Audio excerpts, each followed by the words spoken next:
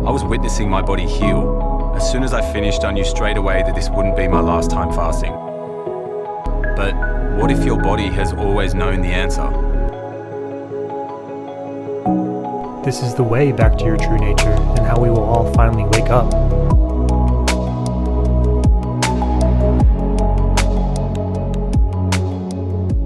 Cool. So I'll just do a little intro and then we'll get stuck into it, So dude, Trevor, thank you for joining me. And I'm really looking forward to having this chat about none other than dry fasting. It's a very polarizing topic. Yeah, I'm excited to talk to you. It is definitely. And even in like the fasting community, dry fasting, I feel like is still very unknown. A lot of people don't know a lot about it. They don't know too many people who have done it. Certainly don't know too many people who have done it to your extent. And but I certainly feel, just from my limited experience with it and my fairly limited understanding, like see a lot of benefit in dry fasting in healing the body physically, but also mentally and emotionally as well. And that's really something I want to talk to you about today. I want to really dive into all of it. And, you know, I'm genuinely fascinated to hear your story, and I know a lot of people are as well. So yeah, could you just tell us a little bit about yourself and, you know, where you are and what you do and that kind of stuff? Yeah, I pretty much am a nomad. I moved around a good bit. After college, I went to go to Chicago to become a trader on like Wall Street kind of profession. And I was allowed to have a lot of freedom that way and just kind of move around the world. And then just from, I don't know, just from living in the world, I don't know really a single person that hasn't gotten some kind of sickness or something like that. And that completely derailed my path. And I became obsessed pretty much with, I guess, ridding myself of sickness. And I started embarking on different like healing modalities and eventually came across dry fasting. But yeah, I'm just kind of I own a bunch of like crappy homes in South Carolina. I fix them up and I'm like a rehabber. So I kind of like flip homes at the moment. So yeah, just trying to find that financial security in this capitalistic world, you know? Yeah. You got to do it to survive, right? Yeah, for sure. So you mentioned, you know, other people being sick and that being something that you were really cognizant of. Were you yourself dealing with anything? Was it something you were trying to heal of your own? Yeah, so I initially had Lyme disease. And so I had such a bad case of it, however, that I like was very, very tired all the time and like bedridden and like tremendous brain fog. And I eventually stumbled across something called ozone therapy and eventually found the cheapest way to go about it is to do intravenously. And I went to Salt Lake City to this one doctor and are doing something called 10 pass. You do like 10 passes of ozone therapy into your blood and it kind of saturates your blood in oxygen. Obviously ozone is O3. Are you familiar with ozone? Yeah. Okay. Yeah. So eventually, I realized that it was kind of working, and it kind of sedated my symptoms, and then I started realizing that ozone saunas were the way to go. And then my family already thought I was crazy at that point because I'm already doing like these crazy detox pathways. And then I embarked on like a Dr. Morse diet, which was kind of like just fruits and vegetables. I was purposely trying to have as little protein as possible. So it was kind of really fascinating for me to see how the body reacted with that, which wasn't really nothing really happened at all besides me thinking clearly and feeling healthier. And then eventually I came across a mycoplasma. So eventually I contracted a mycoplasma pneumonia that wasn't going away with any antibiotics, not even like the right diet. Like it was very, very strong strain and very contagious actually too. And it gave me like psoriasis and even worse brain fog than the Lyme disease. And eventually was kind of like residing in my sinuses. So the only thing that really kind of gave me like relief from it was doing like these short water fasts and short dry fasts. And that's when I started embarking on, wow, there's something here. Right. Okay. So you started off with, it wasn't straight into dry. You started off with some water first. And did you experiment in any great length with water, or was dry where you kind of put all your energy? You know what? I actually have only done a 3-day water fast. Now that you think about it, I never really even thought about that before. Yeah, I started doing juice fasting, and then I did a water fast, and I used to string them along because I wanted to keep the autophagy, and so I did like 3 day water fast separated by one big meal, and then another 3 day water fast. I would do that for like 3 or 4 months, and then I realized that I was really feeling healthy, but it was kind of hard to do fasting all the time, stringing it along like that. But I wasn't really getting anywhere. It wasn't like giving me a cure, you know? And so I started doing dry fasting, and I was like, wow, this is way more effective. And I feel a lot more healing. And it's exactly the way I read it in like, you know, the literature. So I was way more interested in that at that point. And before you did the 20, did you do like how many shorter dry fasts did you do, and how many, like what kind of lengths did you experiment with? Yeah, I started with obviously the shortest amount, you know, 16 hours and then 24 hours. And then, you know, kind of got carried away. And so I did a 5 day dry fast, and I thought for sure that's insane. I never heard of anybody even doing 3 days. So 5 days surely must cure me of my symptoms. But and I thought I was, because I was like, wow, I actually feel complete relief. My sinuses were completely clear. My brain fog was gone. And then that didn't work. And then I went like a month later to do, I heard this one lady did cured her Hashimoto's with back-to-back 8 day dry fast. So it was one 8 day and 24-hour break, and then another 8 day dry fast. That was absurd to me, but I was that desperate. I was like, I'm still going to try it. And so I did. And it was very, very effective, but that even didn't work for me. And then eventually I kind of started kind of flirting with these longer dry fasts. And I kind of stumbled across, I went to 11 days, and I did numerous 12 and 13 days. And then I would have some very clear revelations, epiphanies during this time, very spiritual connection that eventually I kind of didn't really give much credit to at the time. And then I stumbled across one protocol that I heard from some, it was like an Indian aesthetic. An aesthetic is like someone who goes about like long fasts in India and like purposely seeks suffering for enlightenment. And so eventually they were saying to do a crazy protocol. And this is not medical advice at all, but they were saying to do 15 days, 3 day break, 15 days, 3 day break, 15 days, 3 day break. So I did 4 of them in a row, and that worked. Wait, that's 60 days of dry fasting? 60 days of dry fasting. And they had a guide when they did it, you know, and I didn't do it with a guide, which is a little bit reckless, I would say. But I didn't want to go to India or Russia. I just wanted to stay in the comfort of my own home. And so I had to figure this kind of all out for myself, and eventually unveiled different techniques on how to go about fasting to make it easier process to go deeper. So all the fasting you've done, the dry fasting so far, has been a bit of a solo effort. Yeah, all of it's been so far. Yeah. I actually almost went to Russia for the 20-day fast, but instead I was like, you know what, I'm going to go to Guatemala instead. And I wanted to kind of seek more the spiritual aspect of it. And that was definitely available for me. Like it was actually the best time of my life. Yeah. So you were doing, you mentioned before you were doing a lot of dry fasting and you were seeing results, but you weren't getting the curative value you were looking for. Are you referring to the Lyme's Yeah. symptoms, or what was it that you weren't getting relief from? So like I would, the Lyme disease was actually cured with I did like extensive ozone saunas. So that's where you go into a sauna and you put ozone tubes into it, and you do it for like 6 months straight, and you kind of rash out in the Lyme disease all across your body. And that lasts for like 17 days of hell. So you just have to figure out how to eat correctly and get the rashes to go away, because the Lyme actually resides in your skin, just like a lot of viruses and bacteria. And then I got rid of that. So that was kind of like a done deal. And then sure enough, I got this other monstrous thing. And so now I had to attack that. And I know people probably are thinking it's probably the same thing. It was completely different things. Like Lyme disease and the mycoplasma are completely different acting viruses. Yeah. So eventually, I would see that when I broke the fast, it would come back within like 48 hours to 72 hours. I'd see some kind of light symptom. It was trying to like repopulate my body, and I can experience that process. And not only does it repopulate, it goes back with a vengeance. Like it comes back and it's kind of like heavy headaches. It floods the brain and kind of like acts as if it's the first time in your body again.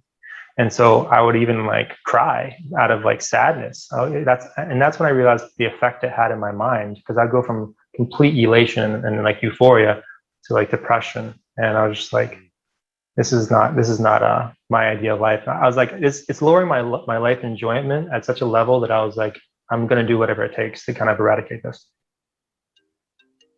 Yeah. And when you decided to get into the dry fasting, was it, what was it exactly about the dry fasting over water fasting that really kind of pulled you in that direction? You know, it can be kind of scary when you're kind of going through detox symptoms during a dry fast. It's kind of similar to a water fast, but like it's obviously unknown territory. So you're like, where did I hear this information? How did I trust this process? I can't believe I'm even doing this. Is this right? And so eventually, the farther I went, the more trusting I got of the process and the more I understood it. And so I kept journaling over and over again. It's just the speed of it. So like a water fast would probably take me like maybe 70 days. You know, it's a pretty large number for me to do the same effect as, you know, consecutive 15-day dry fast or even a 20. But anything over like 15 days is kind of like very dangerous territory unless you have supervision. On dry? Yeah, like I realized after doing consecutive long fasts, it comes down to like 13.8 days. I realized that there was a consistency right there. That was like the last adaptation. And that's when the heart starts to be like, okay, stop. Or like, hey, it's okay to continue. But the 13.8 days is kind of like the breaking point. Right. Yeah. Okay. And what were you feeling at that time? The heart was not functioning very well. It was. Yeah, it's just kind of like so I was an amateur when I first got to that level. So I wouldn't know proper breathing techniques to hydrate from the air, you know. So my blood is only getting thicker and thicker and thicker, and to the point where my heart is communicating that to me by kind of going up and then down and then up and kind of like a roller coaster. There's like instability there, and that's when I would be like, this is kind of I'm entering uncertain grounds right now, and I'd rather just break it and then continue some other time. It wasn't worth my life, you know. Yeah. Absolutely. Yeah. So. What would you say the big difference is between the two then? Like when you talk about the experience of the two, how would you say they differ? The biggest thing that I would say is like, so I recognized that my virus in particular was one that was kind of existing all across my body, like every single inch of my skin. It was everywhere in my sinuses, my brain. So it liked moisture. It liked the ability to travel within my bodily fluids. It was like a mucus microorganism. So according to like Russian literature on this topic, like it's kind of, humans need water, but so do parasites and fungus and bacteria. They also love water as well, you know, and you know the whole lymphatic system has to be cleansed completely. So imagine what happens when your body's kind of consistently adapting to different forms of hydration. So it's going to utilize that same liquid that it was residing in, you know. So you expedite this process in that path. There's a few other reasons as well, but yeah, I just kind of liked the exponential autophagy that I would experience. So even if I was kind of like unclean going into a dry fast, the dry fast would actually clean my skin. Like that's how much my body's looking for the proteins and like just anything that it can eat for fuel, you know. And then the mental clarity is very prevalent as well.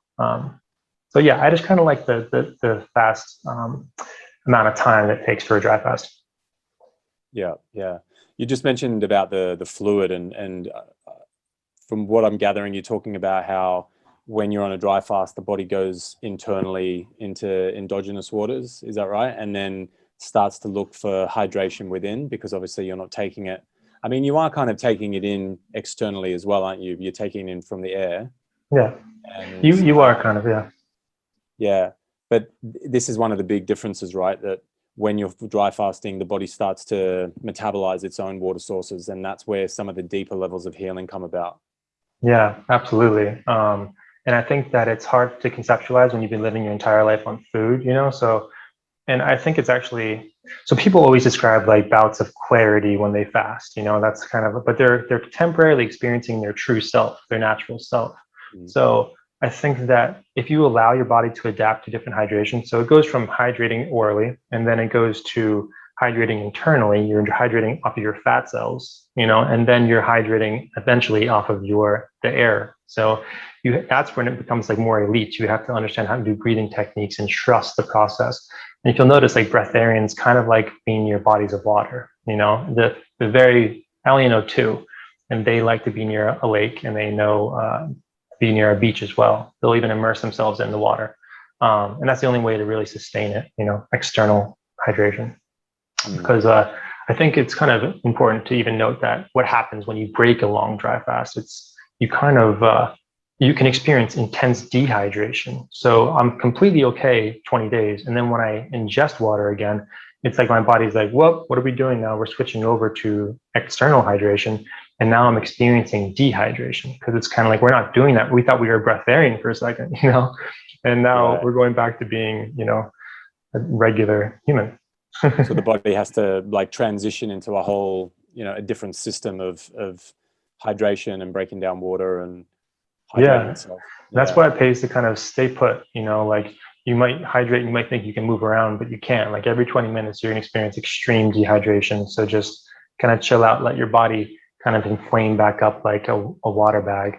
And then you're kind of like witnessing yourself rebuild. And it's a really beautiful process, because you're like laying in bed and it's kind of like, you're just witnessing all your organs finally coming back online. It's a really cool experience. Yeah, I bet. One thing that kind of surprised me, actually, just seeing photos of you after you fast, is I didn't think you lost as much weight as I expected you to lose. Yeah. Is it true that you don't lose as much weight on a dry fast as you do on a water fast? So that's a great question. And it's still something I contemplate every single day. And obviously I'm not a breatharian. I just did a really long dry fast. So I think that your body is so intelligent, it utilizes the tool of weight loss in order to kind of fix the issues. So it'll kind of dive off. And according to like Russian literature, it says that your body will, once it starts leveling out, you can expect a full cure. And that's exactly what started happening. It seemed like my body liked the 120 pound, 122 pound range. It would stay there. And then it's expecting you at that point to hydrate externally. And if you don't do that, then complications, even death can occur, So yeah, I think that, you stabilize around 120. I posted a picture a couple of days after my dry fast. It didn't occur to me to post a picture, to take a picture of myself when I ended it, of my body. But that was kind of like, 8 pounds more than I was, in that Instagram photo. Okay. So what was your weight loss? What did you start at? What did you finish the dry fast at? So according to my journals, I would lose like 5 pounds initially, then 2 pounds, then 1.5 pounds in the later days. And so I couldn't bring a scale with me to Guatemala. I didn't have one. Okay. So just judging based on my physique, I'd say that I started at 175 pounds, and then I ended probably around 119, 120. I would say. Right. Yeah. Okay. So that was like 20 days. Yeah. It sounds kind of similar to the water fast that I went through. I did 20 days. I've done 20 days a couple of times, and it always seems to be about like a pound a day. Yeah. And it actually tapers off. At one point, it tapered off for me. I got to probably like the 15-day mark, and I wasn't losing weight at all.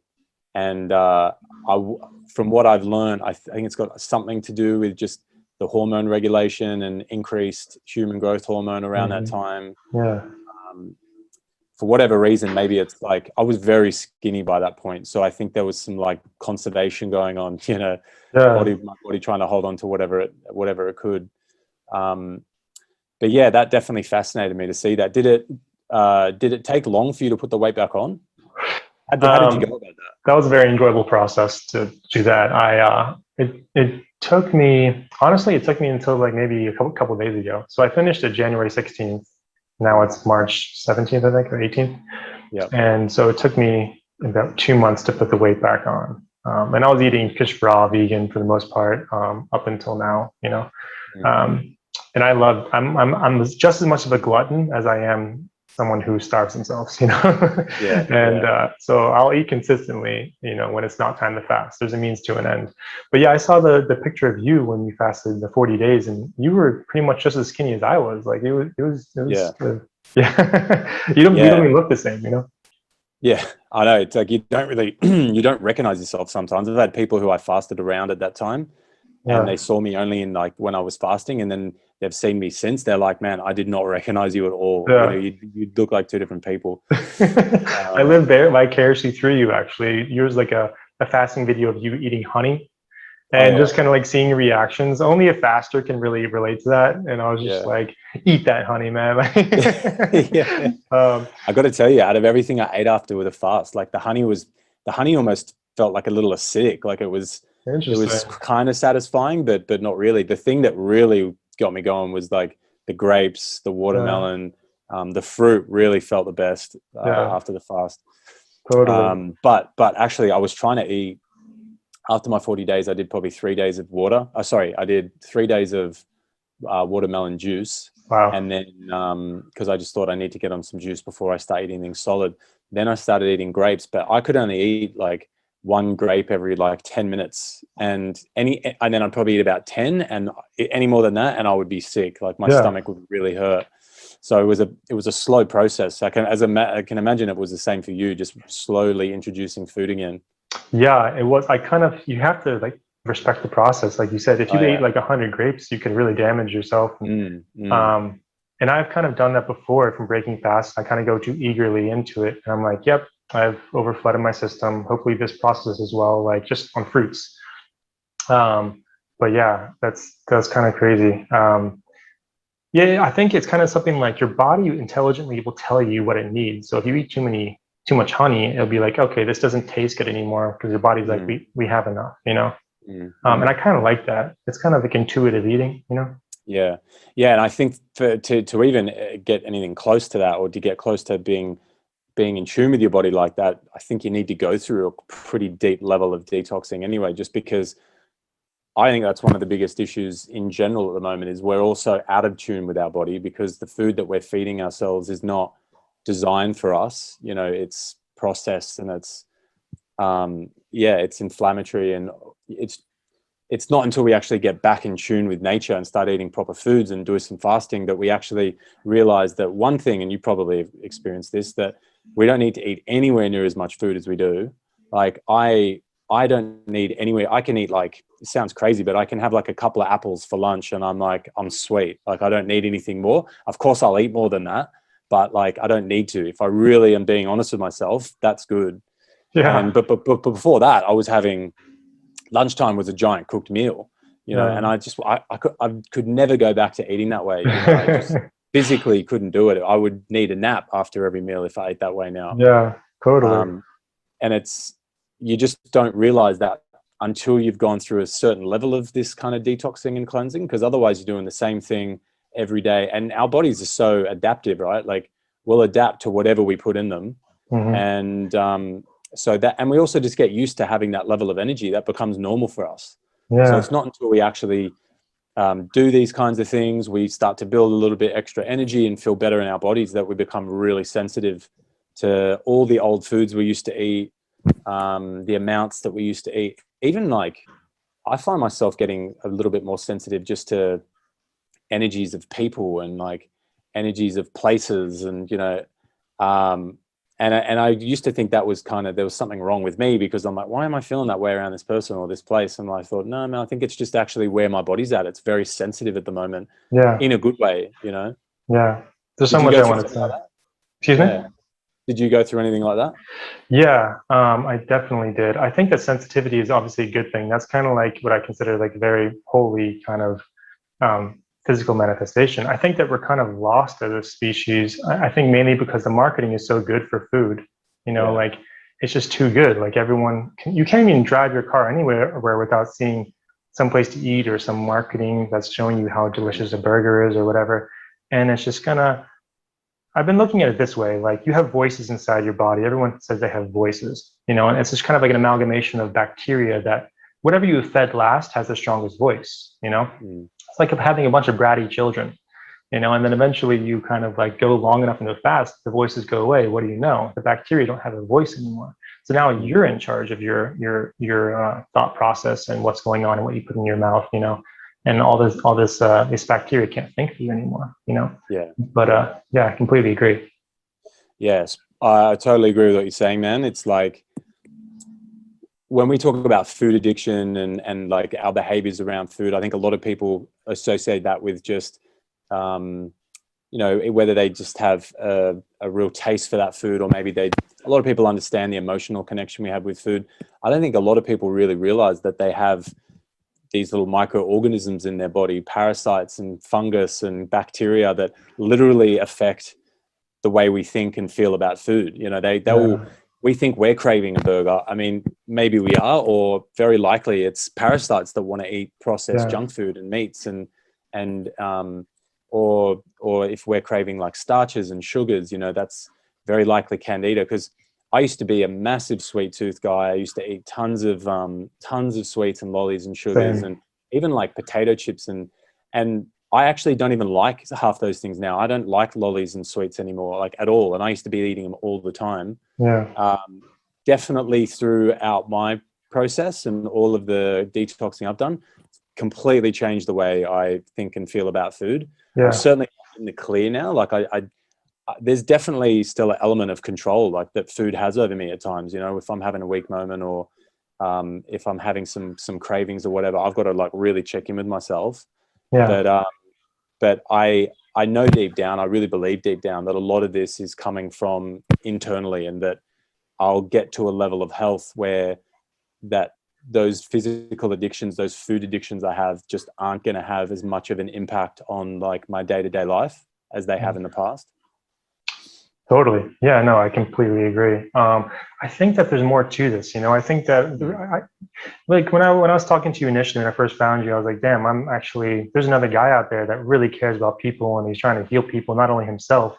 And that's why I always said we were cut from the same cloth, because damn, you actually care.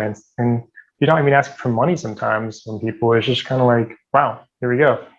But I think that there's levels, because what else is there? Like, how can you tap into this like energetically? You know, we're figuring out this food thing, but I mean, when fasting, when I actually have the most energy during a fast, it's when I obviously have nothing in me and I'm like writing like feverishly. I'm reading books so fast, and like you can get so much done. I have all these business ideas flooding through my mind. I was like, damn, like in 3 days I've accomplished as much as I would have in a year. So I think that it's really fasting. And if I had to put it in a nutshell for dry fasting, it's pretty much like a series of adaptations for new hydration. You know, you're just kind of finding new ways to hydrate, and you just kind of like just trusting the process. Because I think in 10,000 years, it's going to be a while.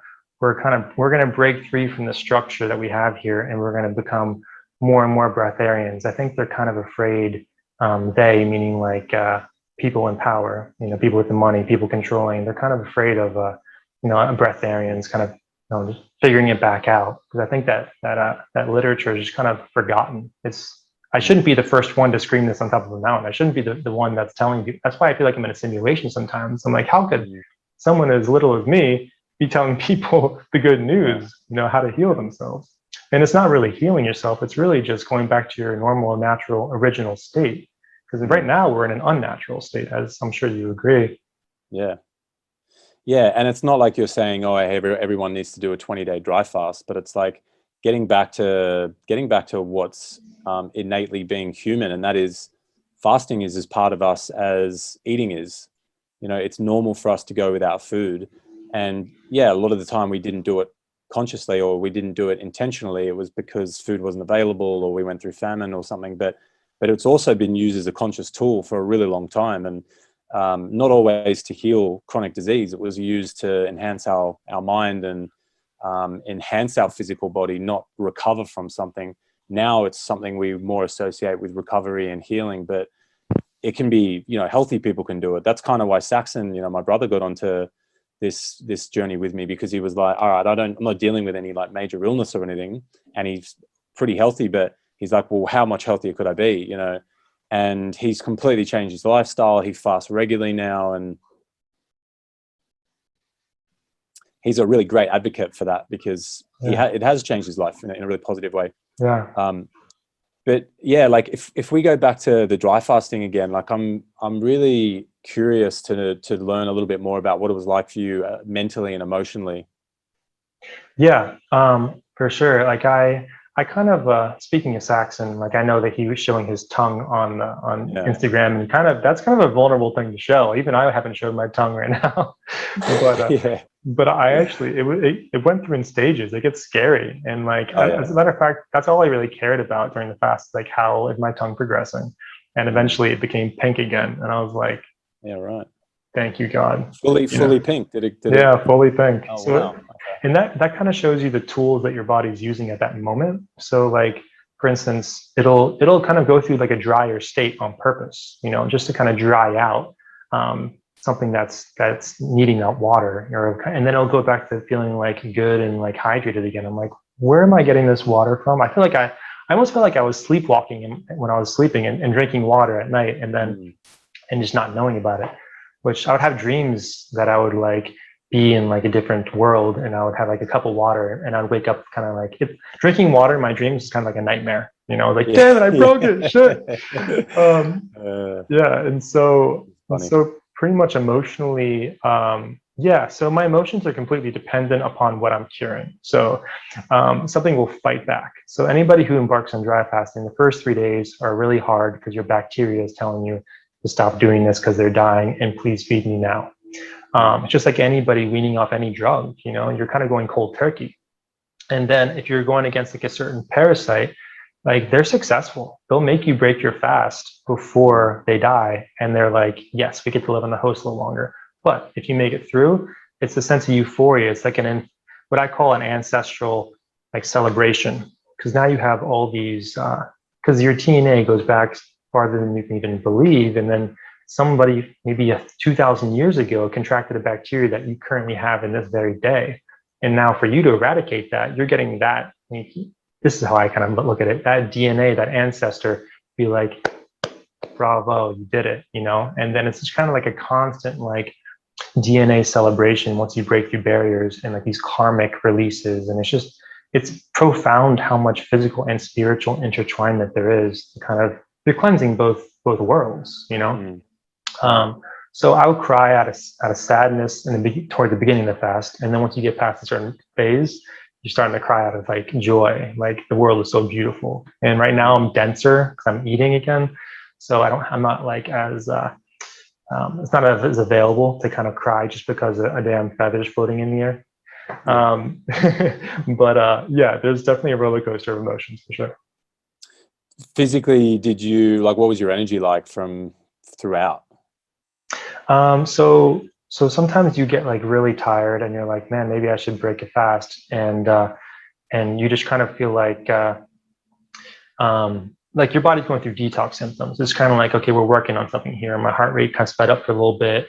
And then like, honestly, in the first 3 days, it would feel the same as I would in like day 15, like it's just this kind of similar energy. Like it depends on what your body's going through.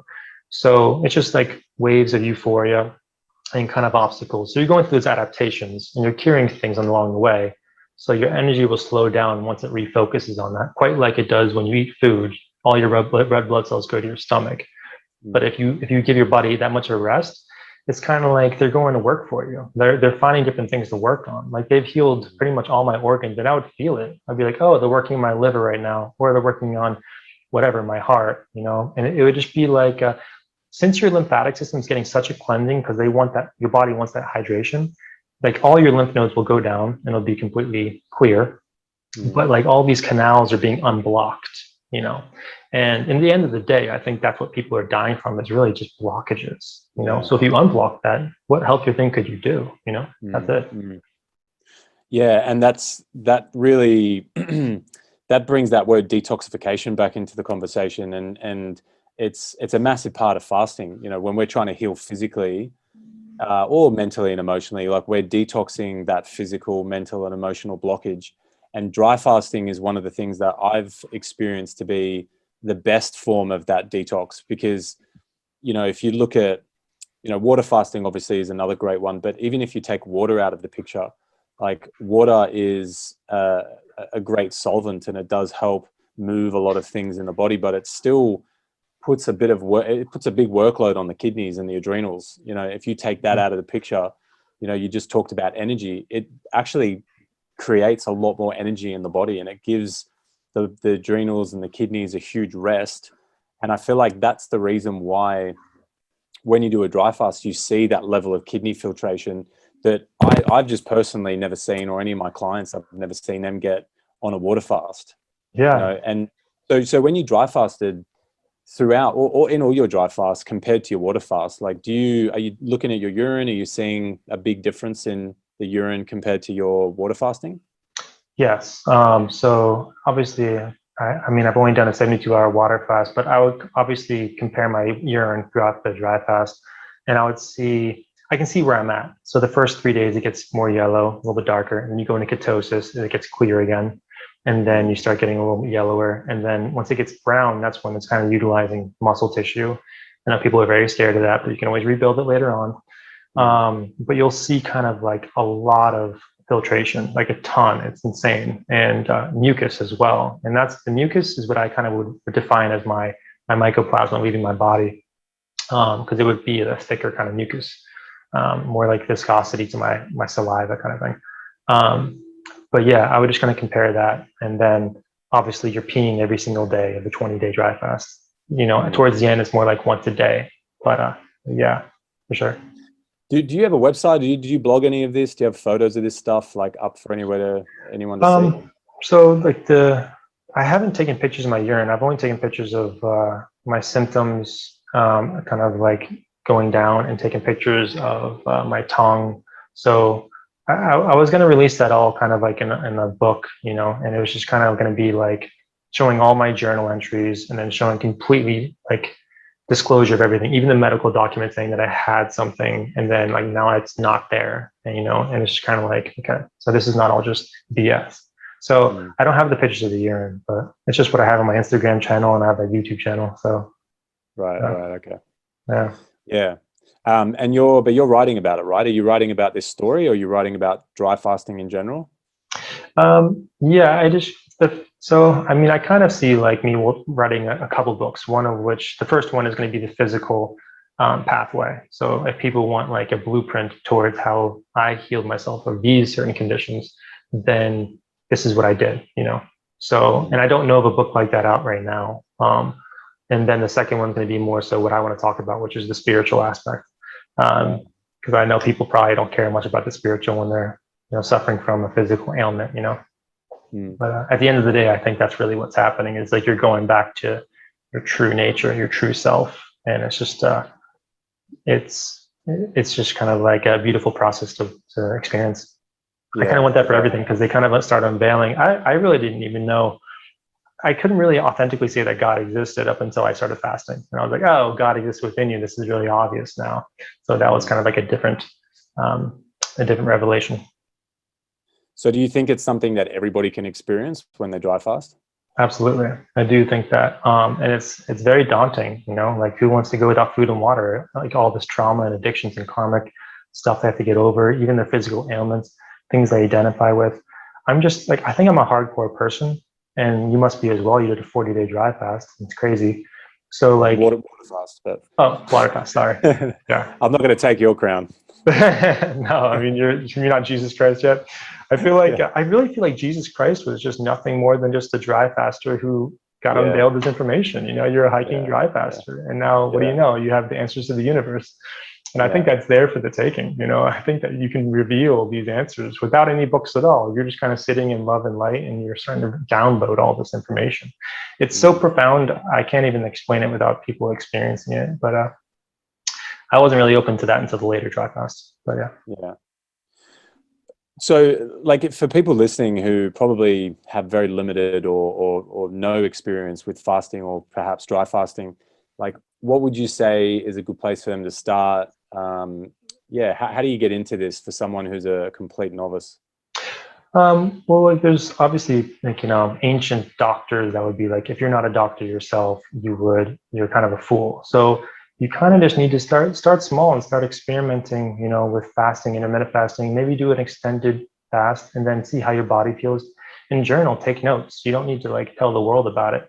And then you'll see your symptoms start to subside, and you start being more clear consciously. Just kind of be more aware of how your foods make you feel. Take a break from coffee or whatever it is. So I think it's going to be just, dry fasters love reading about dry fasting. So like just read as much literature out there as possible, as many articles while you're dry fasting. And so it encourages you to keep on going. And I think just starting small, that's kind of the advice I would give for sure. Yeah. What is it? Because I feel like there's pretty limited literature about this, right? There's not a lot of research. Where do you go to to learn more about this? You know, it's pretty crazy. Like all this literature just keeps getting taken down left and right off the internet. So I'm totally sure that my book will be banned. I even thought about starting a website called bannedbooks.com, like, because this is where you actually get the true literature. Yeah. But I think that you would go to, you know, Russia. Russia's kind of like the leading science behind dry fasting. They have institutions that will even like medically supervise you during this, like a few of them. You know, that doesn't exist in America at all. So I would just kind of go on these websites, and they have like literature on these Russian institution websites. Obviously, Dr. Filanov is one of the more profound dry fasting doctors. He's got some literature out there, but it's kind of like confusing. Dr. Shelton is another one. It's kind of like just a bunch of literature from back in like 1920s, 1930s. That's why I felt the need to kind of like write a book and tell my story a little bit, you know? Yeah. I think the more books we have like that, the better. Yeah, I think so too. Yeah. Yeah, I mean, that shows you the profound like implications a documentary can have, you know, and just kind of showing people, hey, this is real, you know, and that's really all it takes. Because if we're all one, Exactly. and me seeing that you did it, you know, now I feel more confident. Thank you for doing it, you know? Yeah, I think one of the biggest, the most important things we can do in general is just to normalize it, because at the moment it's so extreme.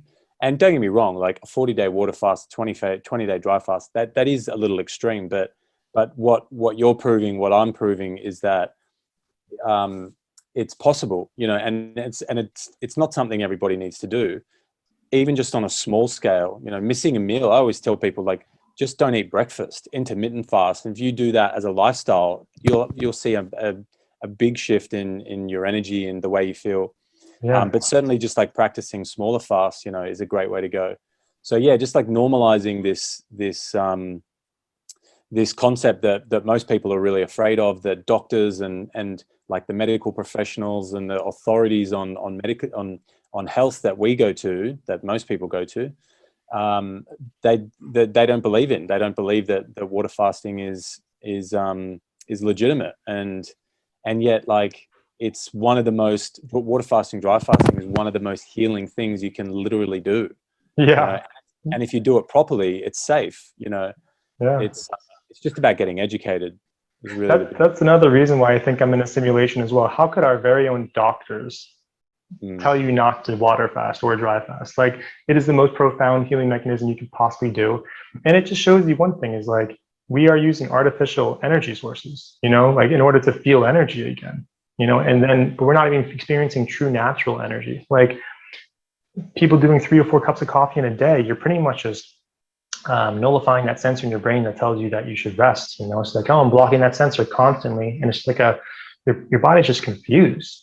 And I think that we are a special species of animal on this planet. I really do. And I think that you know, you might see a shark eats, you know, other fish, and you might see a lion eats other animals. But the thing is, we don't really need to do that. You know, as a matter of fact, I know you probably can see the difference of having meat versus not having meat. You kind of feel this visceral type of animalistic carnal energy that's not really healthy. You feel like the energy of that animal somehow, and it's like, this is, wow, I was living like that constantly, you know. And now I can see the black and white difference of that. Yeah. Even eating dense foods like bread, you know, that makes me a little bit more calcified spiritually as well. Massively. Yeah. Just the whole idea of energy in general, like the foods that we eat, do they have a high level of energy or a low level of energy? And, you know, when you detox, when you fast, it's like you're clearing out all of this metabolic waste, you're clearing out plaque and all these things that are stuck in the body that's literally like pulling on your energy, and it's draining your batteries, so to speak. And then as you get rid of that stuff, that's when you start to feel the nervous system and the body come back to life. And, you know, like we talked about before, it's that sensitivity that you then have to all the foods that you eat from then on. Because if you eat something with a really low level of energy after a fast, for example, you feel it like immediately. You feel like a really acute drop in like even just your mental energy. Like, I get massive brain fog if I eat heavy foods. I went to a vegan degustation last night and it was delicious, but I don't eat like that very often. Yeah. And I just left there feeling like a little bit kind of drunk. You know, I woke up this morning feeling a bit hungover, but I didn't even drink. And it's like, yeah, it's funny. I think, man, I used to eat like this all the time, every day. Yeah. So it is interesting, man. The more you do this, the more you get really just in tune with it. It's an example of the sensitivity you now experience. You know, it's just like, it's almost like a blessing and a curse. Like, damn, now I know about this this lack of energy. I'm a walking zombie if I have starch. And honestly, there's different indicators that can tell you where you're at. You know, sexual activity, or like if you're not as if it's not as easy going, or you don't have much control of your sexual experience, that's another indicator for your overall health. You know. And I think that when I dry fast, I experience like the whites of my eyes get very white, my teeth get really white, my tongue gets pinker, my skin clears up. You know, it's just kind of like, am I eating any food? You know, it shows you like the profound fast. Like you can cure things very quickly, you know, with fasting. That would take you years normally. And that's why I think juice fasting is very profound. It can clean out your gut. But I think that you kind of need to resort to stronger things like water fasting and dry fasting to really get the job done. But it's a good experience anyway. Man, white eyes, white teeth, and clear skin. We need to make a commercial out of that and put that on billboards. That'll take it. That'll take fasting mainstream for sure. People like really like hearing that too. They're like, my vision will get better. I'm like, it actually will. You know, like I'll be hotter after a fast. Yes, yes, that's really what we're down for. Yeah, exactly. Yeah, exactly. That's why you did it, eh? Yeah. I just care about like aesthetics for sure. Yeah, you're a handsome devil, man. I'll give you that. What I wanted to ask you something before, actually. Urination. Like, how often were you urinating? Because obviously you're not drinking water. People are wondering, do you even piss? Like, were you pissing often? Yeah, I was pissing often. I would piss twice a day usually, and I would even piss once a day in the later days. But I realized that you won't go like number 2 after 3 days, you know, because, and that's a really, really, really important concept. People really need to understand your intestines. If they're going to learn anything, if you're going to dry fast, learn this. Like cleaning your intestines before you fast is like the magic element. And the body just does some really crazy things when the intestines are clean. So as a matter of fact, if you dry fast and your intestines have food in it, doesn't matter if it's healthy food, it'll start fermenting and it'll start circulating your bloodstream, and you'll experience all sorts of symptoms and bad feelings and emotions because of this fermenting poisonous food. It kind of turns into alcohol, you know, just like your body processes alcohol. It wants to breathe it out. You'll get through it, but it makes it a really much more difficult time, you know. And so my body even like passed a number 2. I took a dump pretty much on like day 14. I was like, oh my gosh, like this is such a priority for my body. It was pretty much communicating to me, oh, you're healing. This is what we're doing. Okay, we need to get rid of this first. And so can I prioritize that? And I was just like, wow, can't believe this is actually happening. And on day 7, one time, I actually passed a couple of worms in my gut, and I was feeling intense depression before that. And I passed it, and I was like completely relieved, happy as shit. And it was just like, wow, I guess your body just knows, you know. It's like this thing needs to get out of our body now, and you're taking the time to do it. Let's do it. Yeah. You know? Speaking on parasites, like I've had a number of experiences really similar to that, and this feeling of just like massive tiredness and just feeling like depressed and on a fast, and then the next morning waking up doing an enema and passing a bunch of worms and literally just feeling night and day better. You know, the minute they were out of my body, I felt better. And I realized through that, you know, because you can't read this stuff in a book, really. There's no science to talk about these kinds of things. You really need to go through them, or you need to hear other people's experiences. And, you know, a lot of people can't accept that because it's anecdotal, but I look at it as really valuable. And certainly, like through my own experiences, I learned that parasites have this ability to make us feel and think in certain ways, really unpleasant ways at times. And then when we pass those, we can literally feel a minute later, 10 times better. Like it was pretty profound. So yeah, like I get the questions I get all the time are, do I have parasites, and, you know, how do I get rid of them? And my answer is always, well, yeah, you do, because most people, I'd say everybody does. Yeah. And yeah, like fasting is one of the best ways that I've experienced to get rid of them, you know, without taking any antiparasitics. You know, you're literally starving them. They're going to either, you know, die and then get past, or they're going to look for a way out. They can come out alive. They can come out dead. I love it. Like when I see them, I'm like, I'm cheering. Yeah, you know? yeah, I know exactly. I'm the same way too. It's such an Yeah. exciting feeling. Like, wow, yeah, get that out of me. That was like my number one thing. Is like, I don't want to live a life where I'm a host to parasites. It just makes me feel gross 100% of the time, day in and day out, constantly thinking about it. And I was like, well, I need to make the time to do this. The anti-parasitic herbs, they really didn't do much for me, honestly. It's the fasting that really just night and day difference. That would just kind of like bulldoze through it. Turns out they don't like when you starve yourself. Yeah, no, they don't. Yeah, it's funny because they also, just like the bacteria, feed off of the same foods, you know, it's just like stagnation. And they're really just, you know, people can see them as like essential, you know, but like just like you leave food out in the kitchen, like the fruit flies just come, I don't know even know where they come from. You know, parasites will find their way into your body if there's something that they can eat, you know, just like, oh, there's stagnation here, let's eat through it, just like the fruit flies. Yeah, and I think to a degree they're playing an important role, like within our body's ecosystem, within the world's ecosystem. It's just when we become so polluted and they become so overpopulated that it becomes a real problem and it's uncomfortable. And you know, so, but yeah, fasting.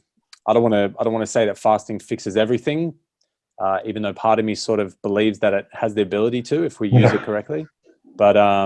But it certainly can fix that problem, parasites and many others. And let me ask you then, like, what's it look like for you moving forward? You know, how do you use fasting now as a part of your life, and what do you have new goals or? You know, honestly, like I just I feel like this is simply just like the good news, and you're spreading the good news whether you know it or not. And I feel like I am as well. I think the goal of this life is just to consciously evolve to the next level, you know, and just kind of doing so much inner work and physical work that you can now become a lighter form in the next reality. So I just want to be able to give people the tools to do that and kind of be an example for like, hey, I'm here as a resource and I did this and you can do it too. And they're just gonna like subconsciously find themselves through this process and like be in touch with their true self. I didn't even know that I did never experience my true self up until I started fasting. And I was like, wow, like I am so much more joyful. I'm so much more intelligent. I'm so much more like in tune with nature. I just want to love every single thing and every single person, you know, just encourage the shit out of people. Like, you're amazing. Good for you even embarking on this journey. You're doing a 2-day fast. That's like a monumental moment in your life. So I think what I'm going to do is I'm going to publish this book, get it out there. And I'm an extremist, you know, I'm probably going to try to tap into, I'm probably going to pursue breatharian eventually and just kind of see if that's a possibility. And the way I know to break a fast, I know some of these people might be interested in hearing that, is because you become more, it's not like it's not obvious. It's not like you just like drop dead, you know, out of nowhere. It's very obvious. Your movement will become more and more limited to the point where you can't move at all. And then that's kind of like, that pretty much shows you how your blood circulating. You can't even move. So it's time to break the damn fast, you know. You have such thick blood, you're not breathing correctly, you're not doing this whole transitional period well enough, or you're just too toxic. I always tell people, you're limited by your toxicity. It's time to break. You get the rest of your life, go back into it. And I've had numerous COVID people come to me that like 8 months later, they can't smell or taste. And that's a very interesting thing. Like, they'll get their smell and taste back after just doing, it's a 9-day dry fast that's required for that. So people have done a 7-day dry fast, they get their smell and taste back, so they know it's possible. And then they go back at it for a 9-day. But yeah. So is that why you broke the 20 days at that point? Is you started to feel like you just couldn't move anymore? I was actually okay, but you know, once I like can consider, like I took a sip of water. Like I was gonna consider at the end of the dry fast, and I was gonna start transition to a water fast. So I took a sip of water, and then I get carried away, and I want another sip. You know, it becomes like orgasmic. You know, best drink of water you've ever had in your life, I bet. Yeah. For sure. I mean, there's been so many fasts that I broke where I'm kind of like crying from like enjoyment, like this is the best feeling in my entire life. Oh my God. Yeah. So now I'm used to that. So now I kind of just see it for what it is, you know, like I think once you break a certain point in the dry fast, you kind of see food, you're indifferent about food now. It's just kind of like, oh, all the bacteria is dead. So now I just, you can consciously go about it a little easier. It's like an alcoholic being in a bar and being like, I truly don't crave alcohol. Same thing.